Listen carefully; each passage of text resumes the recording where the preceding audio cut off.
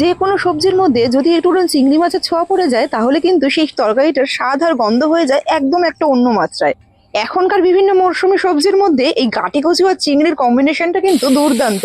রুটির সাথে যায়, ভাতের সাথে যায়, যে কোনো কিছুর সাথে খুবই সুন্দর চলে যায়। কড়াইতে বেশ খানিকটা তেল দিয়ে তাতে চিংড়ি মাছগুলো ভেজে সেই তেলেই জিরে ফোড়ন দিয়ে আর গাটি কচু আর আলুগুলোকে খুব সুন্দর করে ভেজে নিয়েছি। এখানে গাটি কচুর সাথে একটা মিডিয়াম সাইজের আলু দিয়েছি। এখানে এটা ভাজা ভাজা হতে থাক, ততক্ষণে একটা মশলা রেডি করে নিই। অল্প একটু আদা, 1 চামচ জিরে, 1 চামচ ধনে মসৃণ করে শিলপাটাতে একটু বেটে নিলাম। বেটে নিয়ে মশলাটা সরিয়ে রেখে দিচ্ছি। ততক্ষণে আলু আর কচুটা কিন্তু ভাজা হয়ে গেছে। দিয়ে দিলাম একটা মিডিয়াম সাইজের টমেটো। সবকিছু ভাজা ভাজা হয়ে যাবার পর মশলাটা দিয়ে সামান্য একটু জল দিয়ে খুব ভালো করে কষিয়ে নিতে হবে। আর সুন্দর একটা রঙের জন্য ব্যবহার করছি এখানে ঝাল লঙ্কার গুঁড়ো।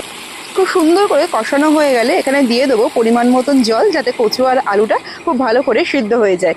মিডিয়াম আছে 10 মিনিট একটু ঢেকে দিয়েছি, যাতে খুব সুন্দর করে কচু আর আলুটা সিদ্ধ হয়ে যায়।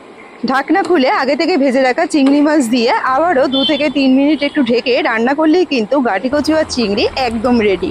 রুটির সাথে, ভাতের সাথে খেতে কিন্তু দুর্দান্ত লাগে।